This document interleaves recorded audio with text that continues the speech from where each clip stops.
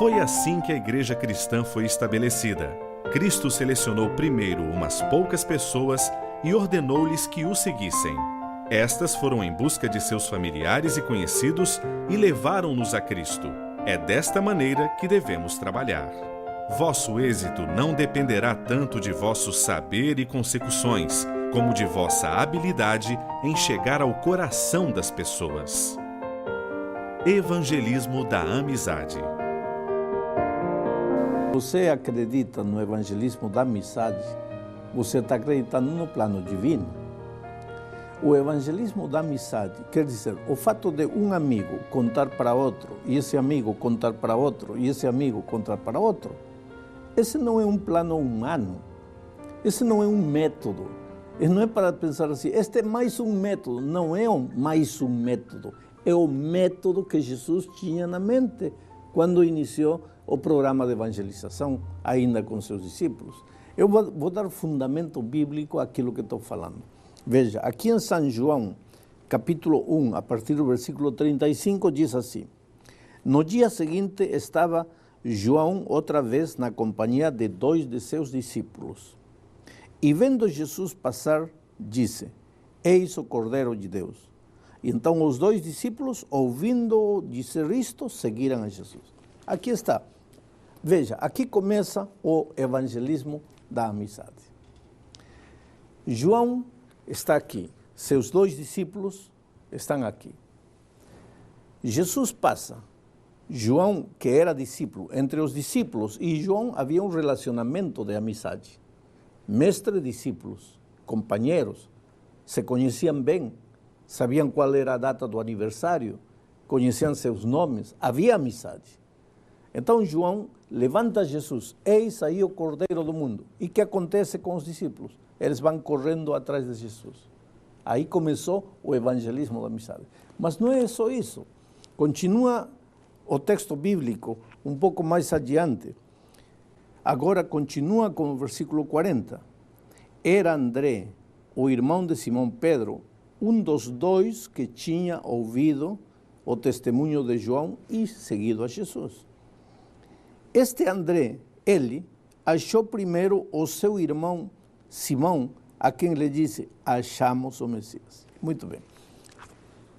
João, o mestre, testifica para André, o discípulo.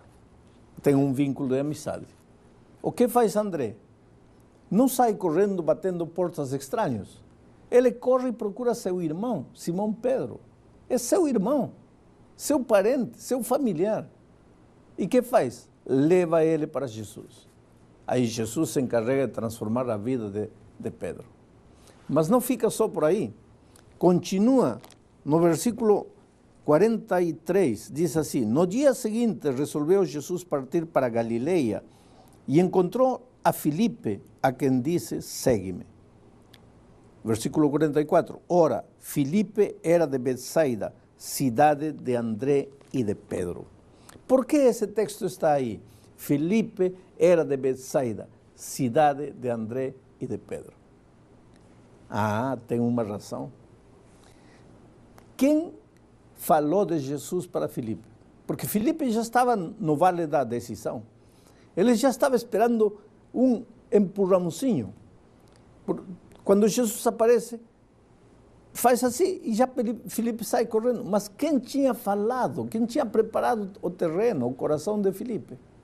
O texto diz: Filipe era de Betsaida, terra de André e de Pedro.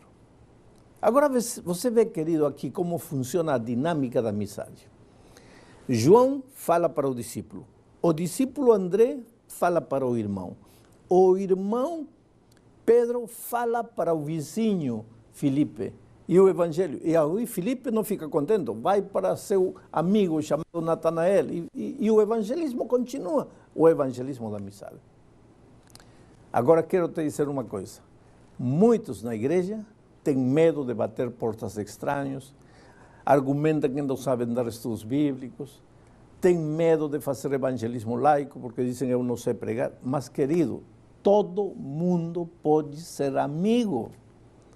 Você não tem medo de ser amigo, porque você se relaciona com pessoas no trabalho, na universidade, na vizinhança, no bairro, você tem familiares, tem pai, tem mãe, tem irmão, tem primo, tem sogro, tem cunhado que não conhecem a Cristo.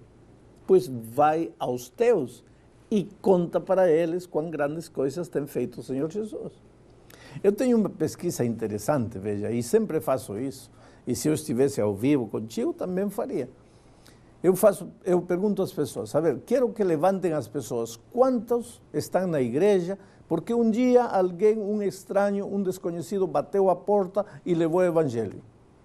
Aí pergunto, quantos de vocês estão na igreja, porque um dia assistiram um programa de televisão, ouviram um programa de rádio e por isso vocês conheceram o evangelho?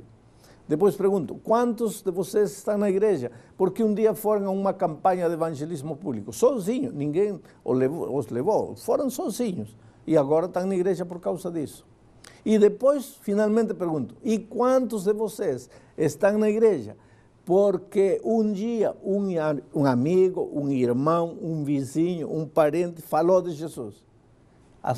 Veja, 70% das pessoas dizem que estão na igreja porque um parente, um vizinho, um amigo falou para eles.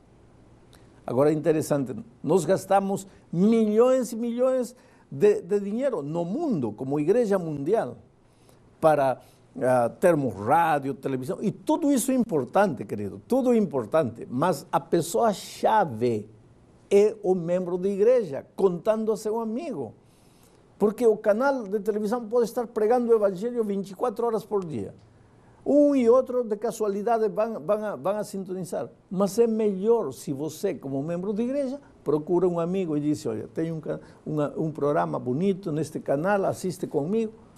O amigo é a pessoa-chave na evangelização.